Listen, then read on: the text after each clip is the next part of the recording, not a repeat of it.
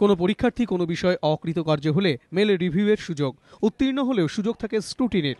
এই দুরকম পুনর্মূল্যায়নের ব্যবস্থাই চালু রয়েছে মাধ্যমিকে। সেই পুনর্মূল্যায়নের ফল প্রকাশিত হলো মঙ্গলবার। রিভিউতে আবেদনকারী ৪,৭৭৬ পরীক্ষার্থী। নম্বর বদল হয়েছে ১,৪৯০ জনের, অর্থাৎ ৩১.২% আবেদনকারীর নম্বর বদল হয়েছে। স্ক্রুটিনিতে আবেদনকারীর সংখ্যা ছিল ৩২,৭০৩। এর মধ্যে ৬,৯৮৪ জনের নম্বর পরিবর্তন হয়েছে, অর্থাৎ ২১.৩৬% নম্বর পাল্টেছে। রিভিউয়ের জন্য ৪,৭৭৬ জন। তাদের ভেতরে আমাদের সবকিছু দেখার পরে চেঞ্জ হয়েছে ১,৪৯০ জনের। পোস্ট পাবলিকেশন স্ক্রুটিনির জন্য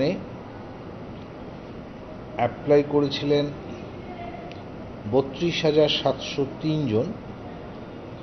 তার ভেতরে ৬,৯৮৪ জনের পরিবর্তন হয়েছে। রিভিউর ক্ষেত্রে নতুন করে খাতা দেখে নম্বর দেন পরীক্ষার্থীরা।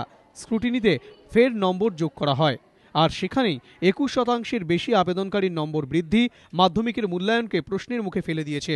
যদিও সেই তত্ত্ব মানতে নারাজ মধ্যশিক্ষা পর্ষদ। ভুল থাকতেই পারে, যদি আমি কাজ না করি ভুল থাকার তো কোনো সম্ভাবনা নেই। যে কোনো কাজে ভুল থাকতেই পারে। যদিও শিক্ষকদের একাংশের বক্তব্য, যেভাবে রিভিউ ও স্ক্রুটিনিতে নম্বর বেড়েছে আবেদনকারীদের, তাতে মূল্যায়নের দৈন্যকেই স্পষ্ট করে। রিভিউ ও স্ক্রুটিনি মিলিয়ে এবার পর্ষদকে ১ লক্ষের বেশি উত্তরপত্র পুনর্মূল্যায়ন করতে হয়েছে। এই সংখ্যক খাতাও আদতে পরীক্ষার্থীদের অসন্তোষের প্রমাণ মনে করছে শিক্ষা মহল। কৃষ্ণেন্দু অধিকারী, এবিপি আনন্দ, কলকাতা।